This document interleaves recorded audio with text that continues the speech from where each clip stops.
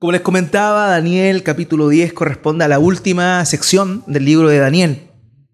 Básicamente nos habla de la última visión que tuvo Daniel, la cual aparece acá, pero que en detalle aparece escrita en los capítulos que le siguen. Capítulo 11 y capítulo 12 son parte de esta última visión que Daniel está teniendo.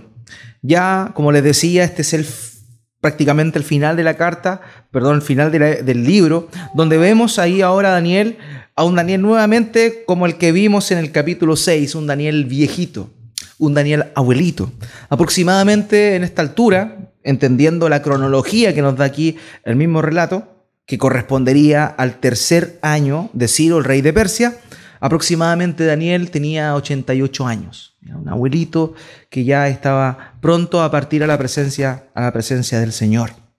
Ahora, esto es importante notar el contexto cuando ocurre esta visión, porque nos ayuda a nosotros a entender mayor claridad sobre el mensaje que vio, puesto que aparece aquí descrito que él tuvo una visión y esa visión él tuvo entendimiento de esa visión. No aparece descrita esa visión en particular en este capítulo, porque se va a desarrollar, como les dije anteriormente, los capítulos que le siguen, el capítulo 11 y el capítulo 12. Pero esta oportunidad Dios le da esta visión y vemos que ocurre precisamente en el tercer año del reinado de Ciro. Si nos ponemos nosotros en ese contexto y vemos paralelamente los hechos que estaban ocurriendo, podemos entender de mejor manera la actitud y el corazón de Daniel. En el primer año del rey Ciro, él emitió un edicto en el cual él permitía que todos aquellos que habían sido exiliados y que se encontraban en Babilonia, recuerden que habían sido cautivos por los babilonios, ellos podían ahora volver a su ciudad, volver a Jerusalén, a edificar nuevamente la ciudad y a edificar el templo. Si esto ocurrió el tercer año de aquel tiempo, cuando Ciro asume como gobernante supremo de todo el mundo conocido en aquel entonces, esto ocurriría paralelamente cuando los israelitas ya comenzaron a construir la ciudad y el templo. Ese es el contexto en el cual está ocurriendo esto. Ya eso es sumamente relevante. ¿Por qué? Porque vemos que el pueblo, la gente, algunas personas volvieron allá y empezaron a construir, pero vemos que Daniel se encuentra todavía en este lugar, todavía se encuentra en la tierra que correspondió en su momento a Babilonia, pero que ahora era parte del reino de Persia. Dice que aquí él se encontraba a orillas del río Hiddekel. El río Hiddekel, más conocido como el río Tigris, es uno de los dos ríos junto con el Éufrates que corresponden a la antigua Mesopotamia, donde la cuna de la civilización está ahí. Evidentemente es donde el jardín del Edén fue plantado en un comienzo. Recordemos el libro de Génesis cuando muestra los 4 ríos, el Gihón, el Pisón, el Tigris y el Éufrates. Y el Tigris aparece también con el mismo nombre, el nombre de Hiddekel. Entonces vemos acá que este hermano, nuestro hermano Daniel, no volvió junto con los otros hermanos, con las otras personas del pueblo, a Jerusalén. Probablemente hay dos opciones básicamente que se barajan. Una es la edad, 88 años, el camino era bastante largo, extenso, y quizá él también temió por su salud. Esa es una de las opciones. Y la otra es que él en realidad, puesto que tenía una posición elevada en el gobierno medo-persa, él pretendió ayudar desde su lugar. Se abstuvo, por así decirlo, de volver a ver la ciudad de la cual él creció hasta los 18 años, y por amor a esas personas que sí eran jóvenes y que iban a volver, él se abstiene y dice: mejor me quedo aquí y les ayudo desde acá. En ese contexto es que estaba ocurriendo eso. Curiosamente, en el segundo año desde que eso ocurrió, ocurre el complot que nosotros vemos en el libro de Esdras. En el libro de Esdras precisamente nos muestra cuándo fue o cómo fue la vuelta del pueblo y cómo ellos quisieron volver a reconstruir la ciudad y el templo.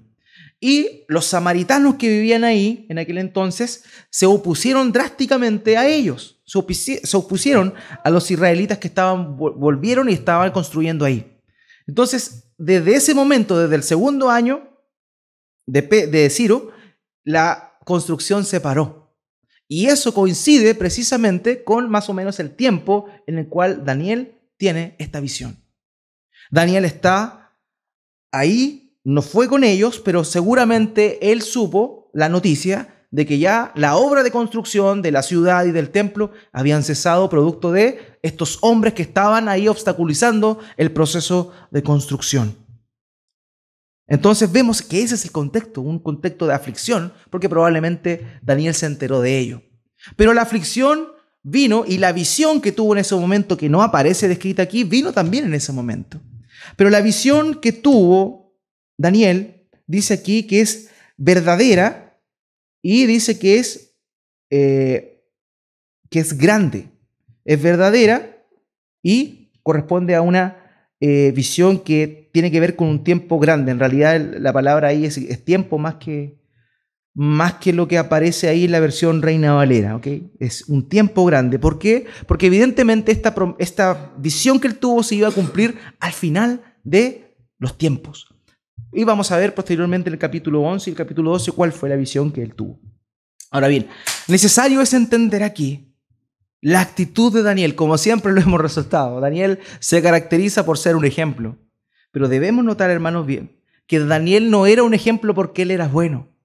Daniel era un ejemplo porque Dios obraba por medio de él. Dios renovó su corazón, Dios cambió su corazón. Nada de lo que aparece descrito en la persona de Daniel es algo que le afloró de manera espontánea, de manera natural. No, evidentemente había una obra de Dios en Daniel. Por eso es que él era así. Muchas veces nosotros vemos a los personajes que aparecen descritos en la Escritura, a las personas, porque personaje no suena más como una película, ¿cierto?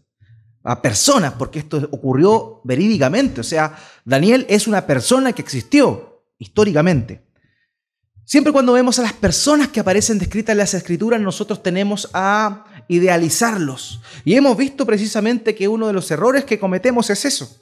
Puesto que efectivamente, por ejemplo, Dios utilizó a Sansón para hacer una obra maravillosa, una gran salvación al pueblo de Israel. En el tiempo de los jueces, Sansón fue un instrumento utilizado por Dios. Un hombre fuerte, un hombre sagaz, pero un hombre pecador. Entonces, más allá de idealizar a Sansón, lo que nosotros siempre debemos hacer es rescatar la obra que hizo Dios por medio de Sansón. Porque Sansón era un vil pecador, un pecador desobediente, un hombre que estaba consagrado a Dios, pero que desobedeció, que se casó con una mujer que no le correspondía.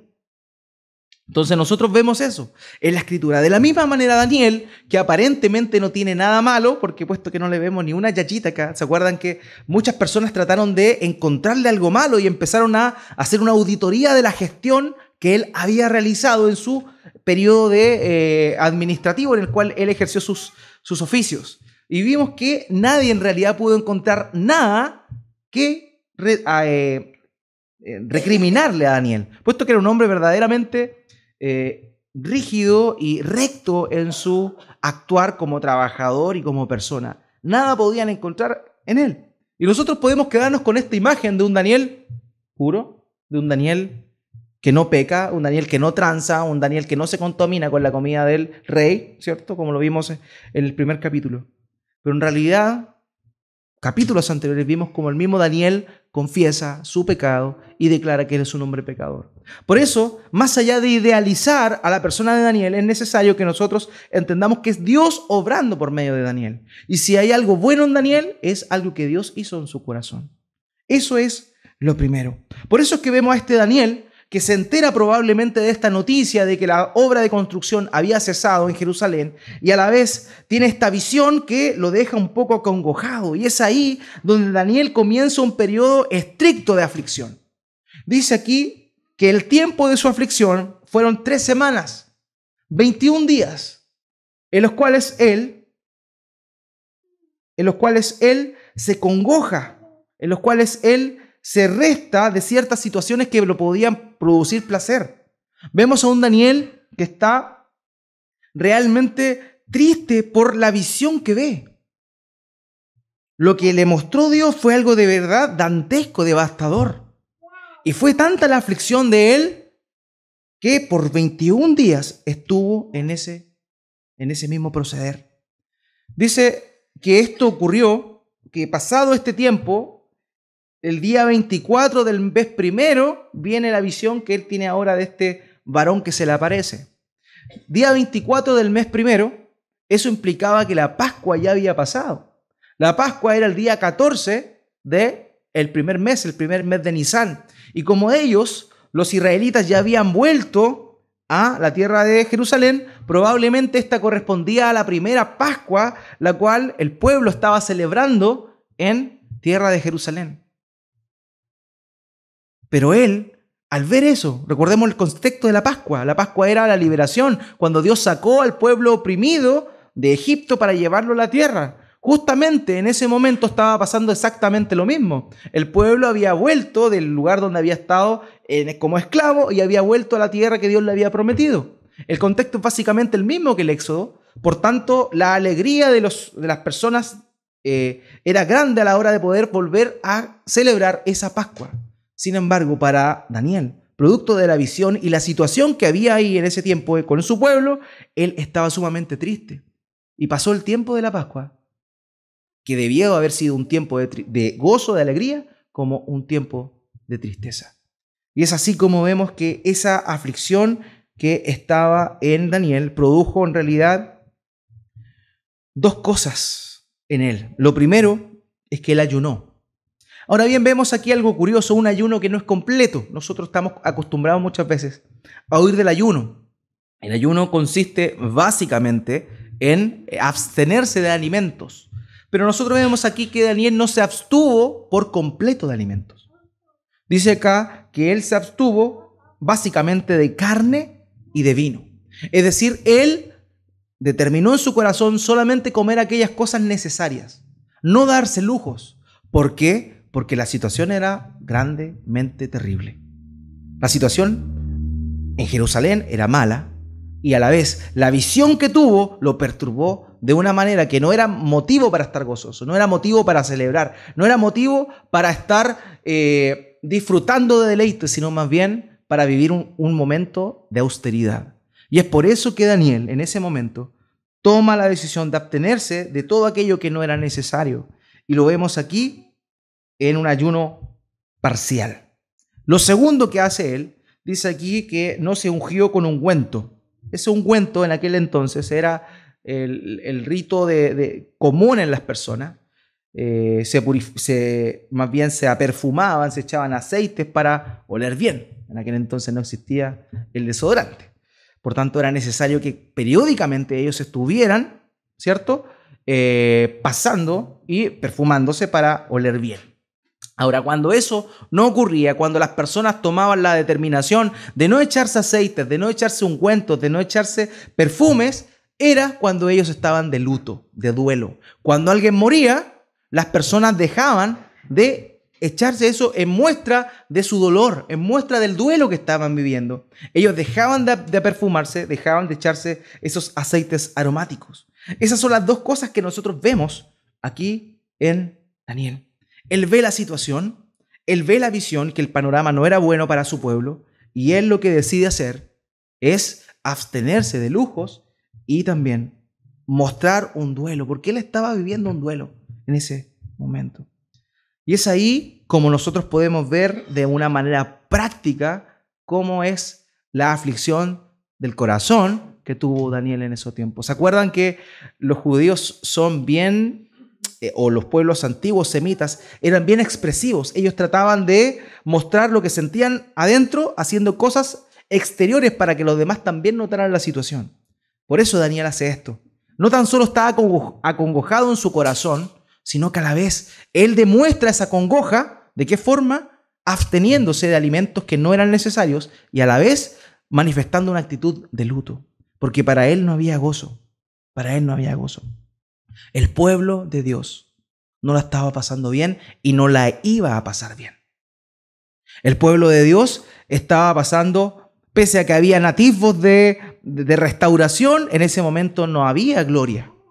Y lo que en un momento fue la gloria de Israel, que ellos añoraban, que ellos deseaban volver a ver cuando volviesen a la nación, volviesen a la tierra producto de la promesa que Dios le había hecho, no era nada en comparación lo que estaban viviendo a esas promesas o esas que ellos pensaban que iban a volver a hacer allá. Por eso para Daniel no es motivo de gozo alguno ver la situación de su pueblo. de ver la situación de sus hermanos. Y es ahí donde viene algo para nosotros, queridos. Es ahí donde nosotros tenemos que también analizar nuestro corazón y ver la realidad, ver en nuestro contexto cuál es el pueblo de Dios y ver cómo está el pueblo de Dios. Cuando vemos al pueblo de Dios, a la iglesia, a las personas que son parte de la iglesia, y aquí no estoy hablando tan solo de la iglesia local, sino de la iglesia universal, en general, ¿cómo es nuestro estado frente a eso? ¿Somos como Daniel? Al ver la situación de devastación, a ver la situación de dolor que muchas veces hay, la situación de necesidad, ¿cuál es nuestra respuesta sentimental frente a eso? Porque eso es lo que vamos a ver acá. Vemos cómo Daniel ve la situación de su pueblo y él se acongoja, él se entristece en su corazón. Y él toma medidas drásticas. No puede ser que yo esté comiendo carne y tomando vino mientras mis hermanos están pasando una situación difícil, y mientras que veo esta visión que Dios me da, donde el panorama para mi pueblo es terrible. Yo no puedo estar gozoso, yo no puedo estar feliz, yo no puedo estar disfrutando de los deleites que habitualmente tengo el derecho a disfrutar. Eso es lo primero. Hermanos, nosotros como cristianos, al ver la situación del pueblo de Dios, ¿cómo nos sentimos? ¿Verdaderamente nos importa? ¿O no nos importa? ¿Cuál es nuestra situación o nuestro sentir al ver, por ejemplo, la persecución que ocurre de manera desmedida en Medio Oriente, en los países islámicos? ¿Qué te pasa a ti cuando sabes de eso? ¿Te duele el corazón? ¿Te da algo o no te da nada? ¿Te produce bienestar? ¿Sigues siendo igual? ¿Sigues comiendo lo mismo? ¿Te aflige en algo esa situación o no te aflige en nada?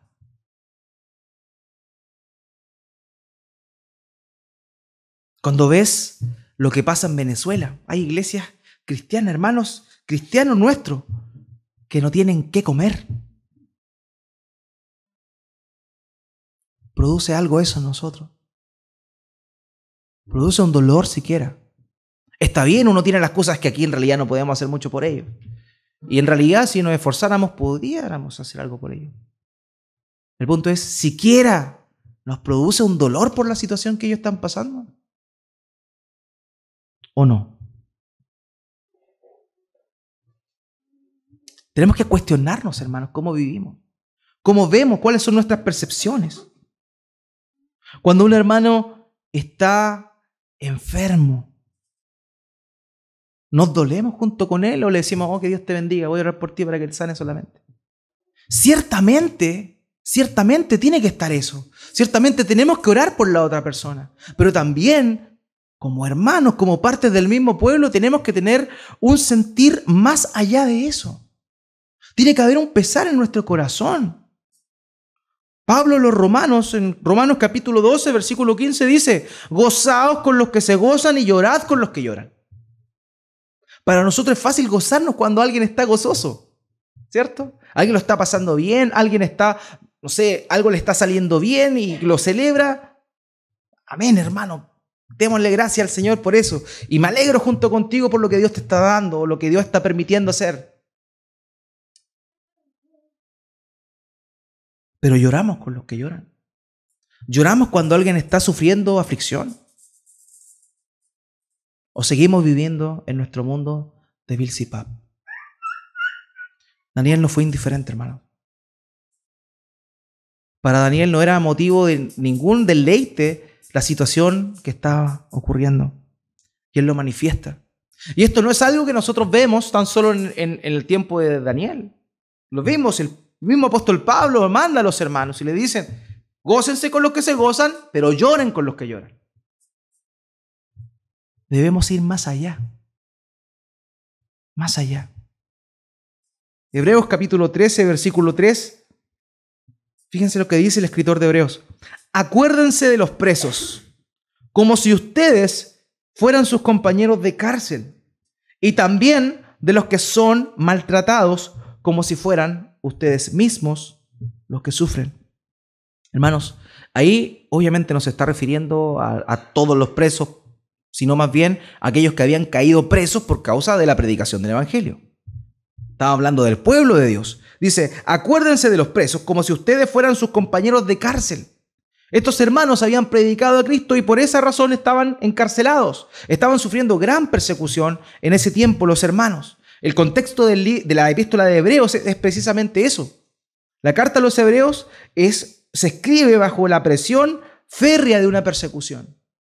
¿Qué es lo que dice no Pablo, sino el escritor de Hebreos? Acuérdense de los presos como si ustedes fueran sus compañeros de cárcel y también de los que son maltratados como si fueran ustedes mismos los que sufren. Hermanos, nosotros muchas veces no nos identificamos siquiera con aquel hermano que está padeciendo algún mal, algún dolor, alguna situación difícil. Todavía veía un video de Nicaragua, cosas que nosotros verdaderamente muchas veces no dimensionamos.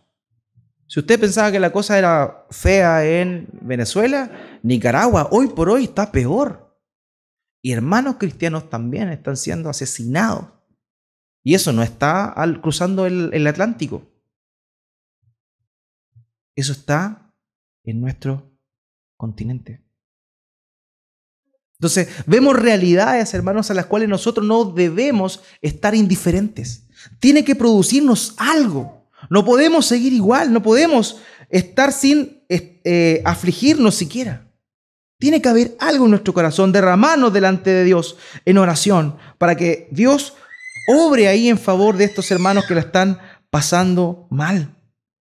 Tenemos que dejar de pensar y vivir solamente en nuestras vidas, sino también tener un sentido de comunidad, un sentido de iglesia universal. Dejar definitivamente de preocuparnos por nosotros mismos y ver y mirar al de al lado.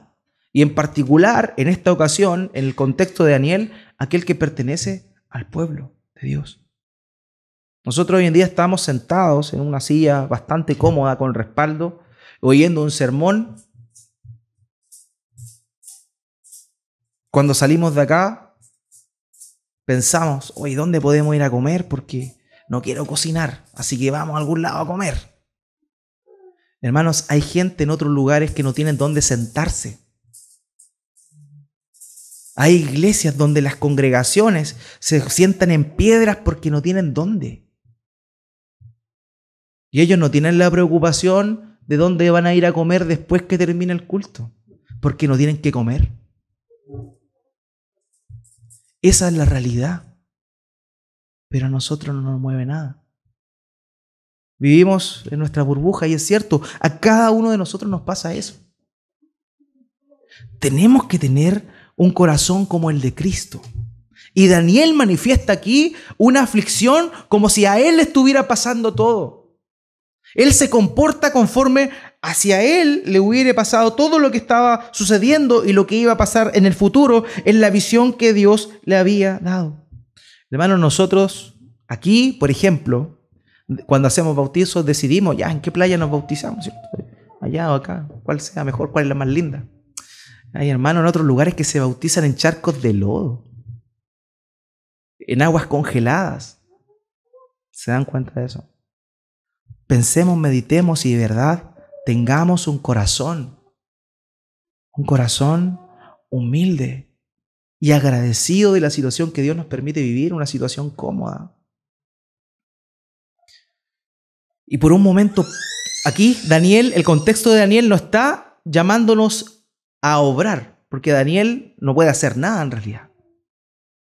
Pero sí es un llamado a la empatía, a sentir lo que el otro siente, a sufrir cuando el otro sufre, a perder esa insensibilidad que muchas veces nosotros tenemos.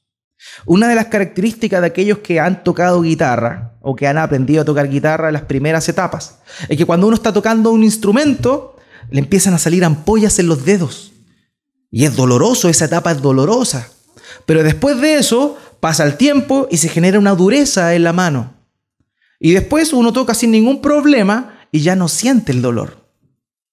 La fricción en el dedo es la misma que uno hacía antes, pero ahora hay algo que inhibe ese dolor, que es la dureza, la callosidad que se formó en la mano.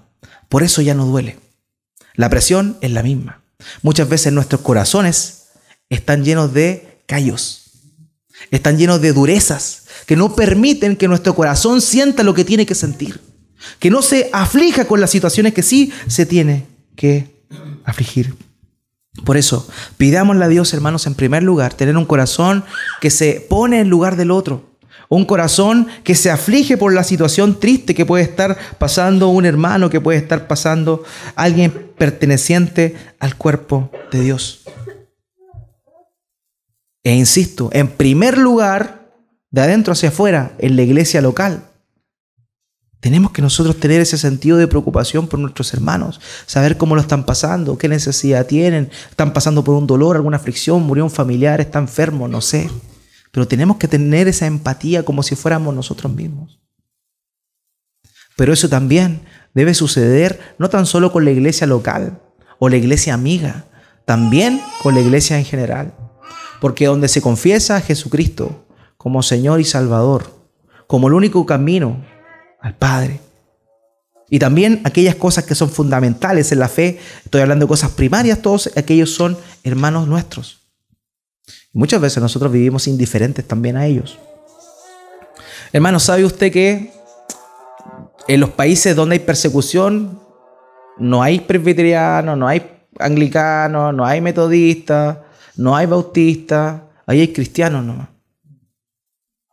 Porque todos los que están ahí, mediante esa persecución, es porque aman a Cristo. No importa de dónde vengan. Pero ahí todo el que está sufriendo por la causa de Cristo es un hijo de Él. Porque el Espíritu Santo es el que te lleva a ti a ser testigo, a ser un martureo. La palabra testigo tiene que ver con eso, con mártir. El Espíritu Santo es el que te lleva a ti a entregarte por la causa de Cristo. Si alguien está sufriendo persecución por causa de Cristo es porque el cristiano, no importa la denominación que tenga. Nosotros muchas veces andamos preocupados de las cosas secundarias. Allá no existe eso, allá no existen los metodistas, da lo mismo. Están todos sufriendo la causa de Cristo. Debemos nosotros también tener ese sentir, hermanos. Siempre lo hemos dicho, las cosas primarias, obviamente, hay cosas que son intransables, que son primarias. Pero las cosas secundarias no. Calentemos la cabeza. Y si alguien necesita una ayuda y es hermano, apóyalo. Somos parte del mismo cuerpo. Cumplimos distintas funciones, pero somos parte del mismo cuerpo. Bueno, finalmente vemos en Daniel eso, ese corazón humilde, ese corazón entregado, ese corazón decidido a sentir y a afligirse por causa de lo que su pueblo estaba pasando y lo que era peor iba a pasar. Ahora bien, luego de esa situación de estar 21 días afligiéndose en su corazón, y no tan solo en su corazón, sino manifestándolo, absteniéndose de ciertas cosas, Daniel tiene una visión maravillosa. Y ahora es importante que nosotros podamos identificar quién es a quién ve Daniel. Sin duda alguna hay debate al respecto. Hay debate al respecto porque en verdad la visión era tan fuerte, tan alucinante, que ni siquiera el Daniel mismo tenía claridad de lo que veía. De hecho, en algunas partes se como que tiende a desvariar un poco y da la impresión de que hay dos personas, en algún momento da la impresión que hay una sola. En realidad es como una ensalada que está viviendo Daniel y que él trata de graficarla, pero la gloria de la visión era tan grande que hasta él se tupió para poder dárnosla a conocer. Por eso es que es necesario con otras cosas poder ver quién era verdaderamente el personaje que se le aparece aquí a Daniel. Dice que Daniel estaba acompañado de personas, ¿cierto? Había más personas junto a él cuando le vino la visión. ¿Pero qué ocurrió? Esas personas no pudieron ver lo que Daniel vio. Daniel vio la visión, pero las personas que le acompañaban no vieron nada. Pero pese a no haber visto nada, dice que le entró terror.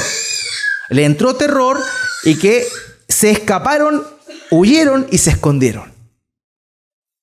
Daniel, previamente, vemos en el capítulo 7, el capítulo 7, 8 y 9, que él tiene visiones angelicales. A él ya se le presenta el ángel Gabriel. Ya se le presentó anteriormente. Y esa visión del ángel Gabriel no es como la que aparece descrita acá. Es distinta. Cuando Gabriel se le aparece, no vemos en una actitud de humillación en Daniel. Sin embargo, en esta situación sí la vemos. Por tanto, quien se le aparece a Daniel en este momento, en este lugar, no es nada más y nada menos que Cristo, el Hijo de Dios, antes de ser encarnado. Esa visión que tiene a él nosotros la podemos comparar, por ejemplo, con Apocalipsis capítulo 1, versículo 13 al 16, donde aparece la visión que Juan, el apóstol, tiene y que es básicamente la misma descripción que tiene Daniel acá. Daniel estaba acongojado, estaba afligido por la situación del pueblo. ¿Y cuál fue la respuesta? La majestad y la gloria de Dios manifestada en la segunda persona de la Trinidad antes del momento de su encarnación. Y eso es maravilloso. Fíjense y veamos la descripción que aparece aquí sobre cómo era este personaje que se le aparece aquí. Y que vamos a ver que consiste en la maravillosa segunda persona de la Trinidad que corresponde a nuestro Señor Jesucristo, en ese tiempo, el Verbo antes de ser encarnado. Dice que estaba vestido de lino. El lino, hermanos, el lino era lo que usaban las personas de nobleza, aquellas personas que tenían un poder o una posición social elevada. ¿Se acuerdan cuando José le cuenta los sueños que Faraón había tenido? Faraón lo enaltece, le pone un anillo y lo viste de lino. O sea, le subió el estatus, lo vistió de lino. De la misma forma, el lino era la materia prima de las ropas que tenían los sacerdotes. Los sacerdotes usaban lino.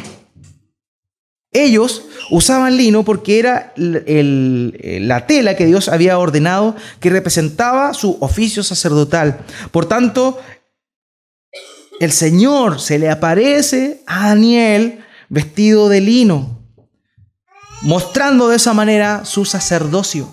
Él es el mediador entre Dios y los hombres. Esa es la labor de los sacerdotes, ser un mediador entre Dios y los hombres.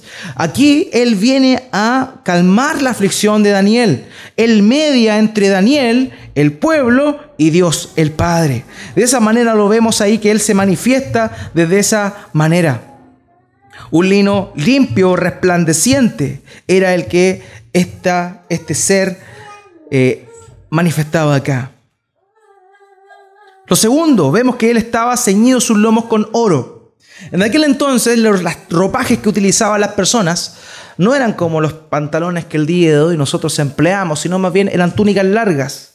Ceñirse los lomos es algo que consiste básicamente en levantarse la túnica, pasarla por debajo de las piernas, hacerle un nudo acá y ponerle un cinturón.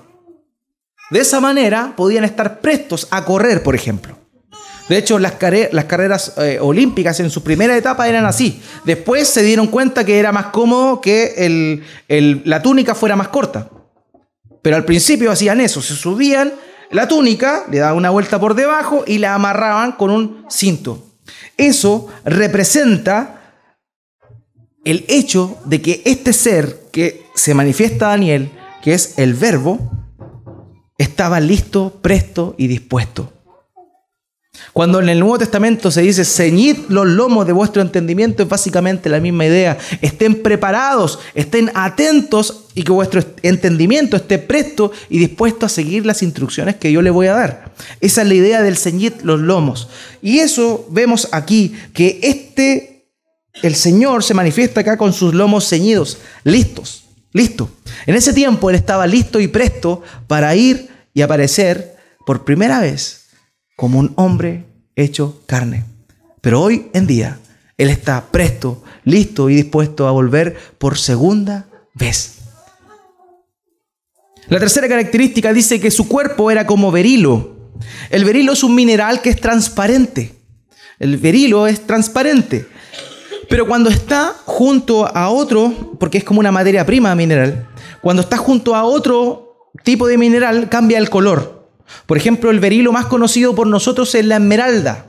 La esmeralda de color verde, pero en verdad es un berilo que está mezclado con otras cosas y hace que tome el color de ese otro mineral y se convierta finalmente en una piedra preciosa de color verde. Ese es el berilo, transparente. Esta visión que ve Daniel, ve un ser transparente, un ser que se puede ver, un ser que refleja pureza, un ser que refleja santidad. Eso es la visión que ve Daniel. Lo tercero, dice que resplandecía su rostro como un relámpago. Aquí no hay muchos relámpagos, ¿cierto? Pero he tenido la oportunidad del sur ver muchos relámpagos y tormentas eléctricas. Y cuando estas ocurren en la noche, por ejemplo, es bien interesante porque la luz del relámpago hace que se ilumine el día como si fuera día, o sea, la noche como si fuera día. Es un momento tan pequeño y diminuto que llega el relámpago, emite su luz y es como que nuevamente haya amanecido y después rápidamente vuelve en cosa de milisegundos a su estado natural. El relámpago es algo refulgente, es algo que alumbra de una magnitud tremenda. Así era el rostro de el Señor, como lo ve manifestado aquí Daniel. Resplandecía como el relámpago. Tratemos un poco de visualizar lo que Daniel vio. Imagínense eso. Una persona vestida de lino, ahí es normal. Alguien vestido de lino, con los lomos ceñidos con oro puro, ya es pasable, se puede imaginar. Pero ahora, ver que su cuerpo era transparente, ver que su rostro resplandecía como el relámpago, en verdad ya cambia nuestra perspectiva de la visión que está viendo Daniel. Dice también que sus ojos eran como antorcha de fuego. Los ojos que ven todo. Nada se puede ocultar ante esa vista. Esa vista lo alumbra todo, ve lo profundo del corazón y discierne los pensamientos, discierne las intenciones. El fuego es aquello que prueba. El fuego representa justicia. Por eso el castigo de Dios también es con fuego. Eso es lo que representa básicamente la visión, sus ojos como llama de fuego. Y es básicamente lo mismo que vemos en la visión de Daniel, cuando en Apocalipsis capítulo 19 ve al Hijo del Hombre viniendo montado en un caballo blanco y dice que sus ojos eran como llamas de fuego. La misma visión tiene Daniel de antemano. Esos ojos lo ven todo, esos ojos conocen lo profundo y sopesan el corazón. Dice aquí también que sus brazos y sus pies eran como el color del bronce bruñido. El color del bronce bruñido. El bronce era un material, era un metal que se empleaba para los utensilios del templo. Recordemos, los tenedores eran de bronce, las espátulas eran de bronce, todos aquellos implementos que se utilizaban en el altar de bronce eran de bronce. ¿Ya? Pero dice que este bronce era refulgente. Refulgente quiere decir que está calentado, que está al rojo. Que está al rojo. Eso representa el sacrificio. En el altar de bronce se sacrificaban al Cordero por el pecado del pueblo. Cristo, ese ser que se aparece ahí, es el sacrificio. Él está presto a servir, presto a ser sacrificado, presto a ser entregado. Por eso es que se manifiesta de esta manera como el bronce refulgente del lugar del altar del sacrificio. Y por último, termina diciendo esta descripción que sus palabras eran como el estruendo de una multitud. ¿Cuántos de aquí han ido al estadio cuando juega algún equipo popular o bien Chile? O bien Colombia o Perú. Creo que son pocos los que no han ido.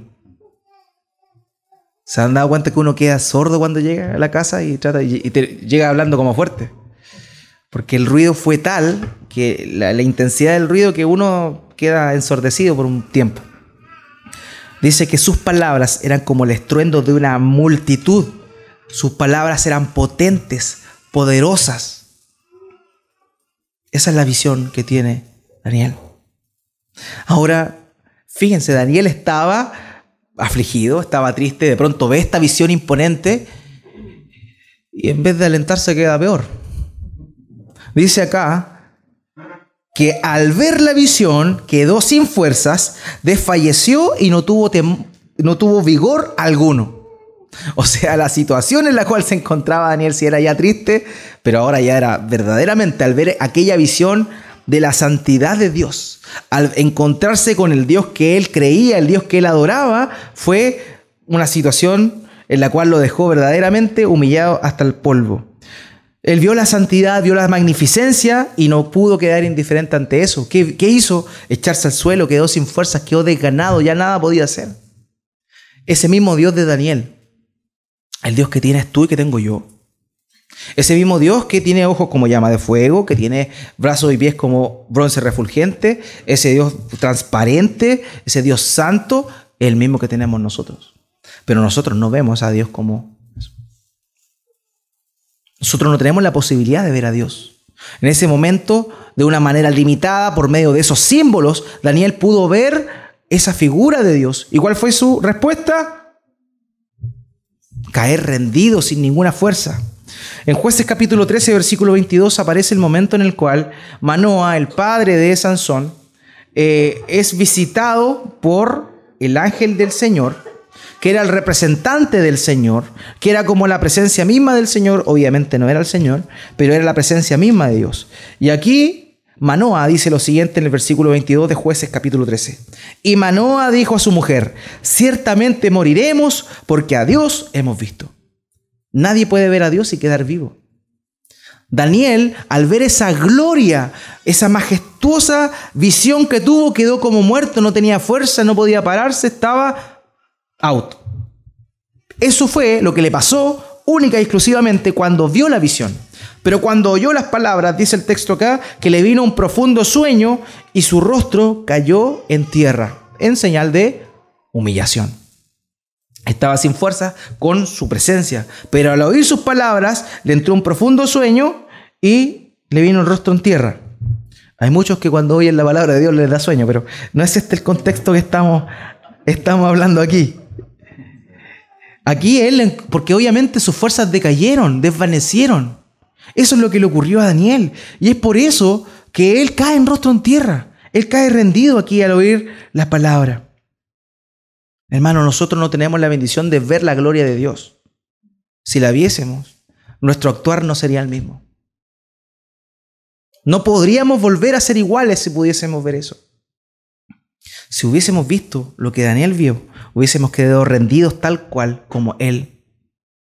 Pero en realidad muchas veces nosotros tenemos un Dios totalmente distinto a eso. Un Dios pequeño, un Dios utilitario, un Dios que es un accesorio, un Dios de domingo en la mañana a domingo, o mejor, ya seamos mejor, desde viernes desde las 7:30 en adelante hasta el domingo a mediodía. Ese es nuestro Dios muchas veces.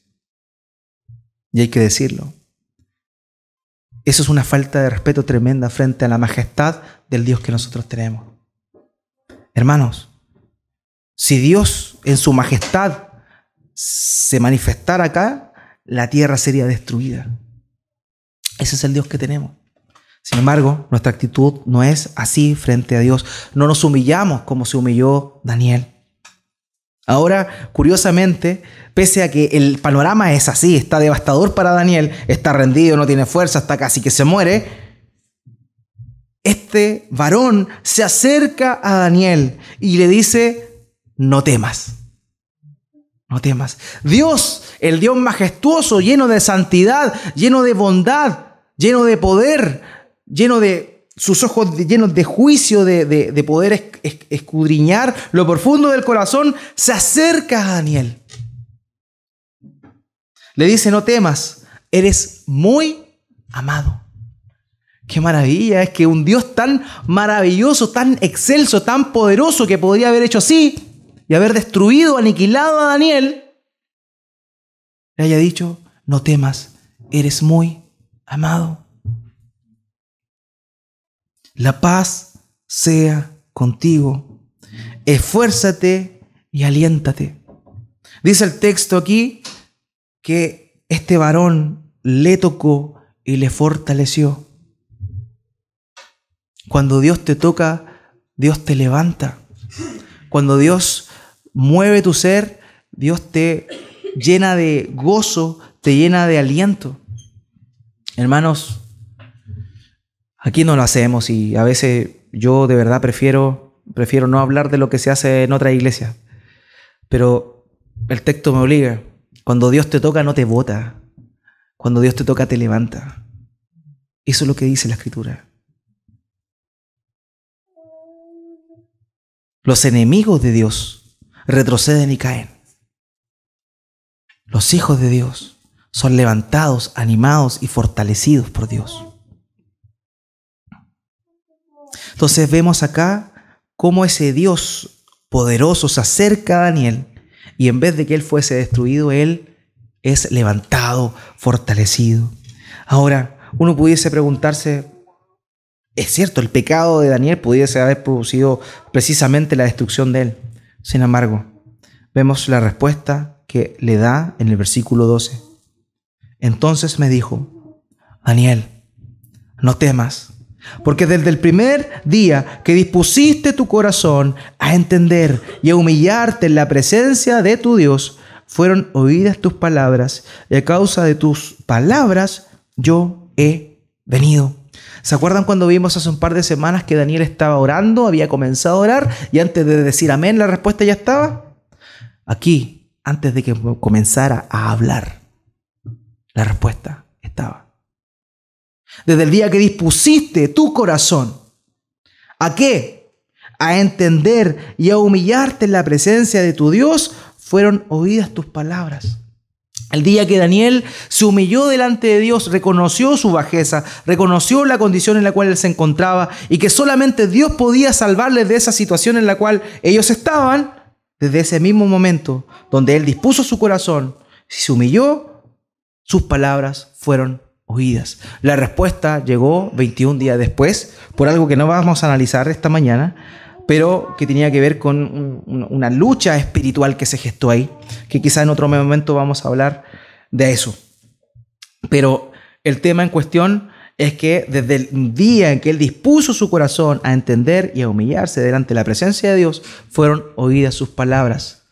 Hermanos, ¿cómo se manifestó esa disposición de corazón y humillación?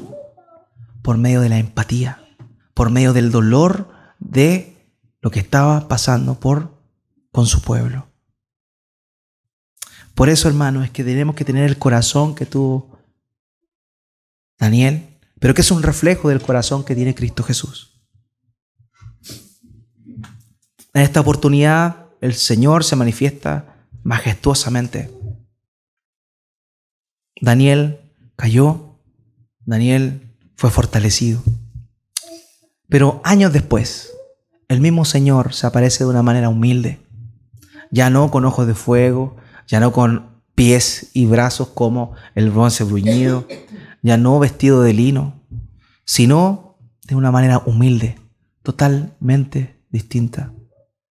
Muchas veces nosotros tenemos esa noción del Señor y está bien, es clara, es cierta, el Señor vino de esa forma.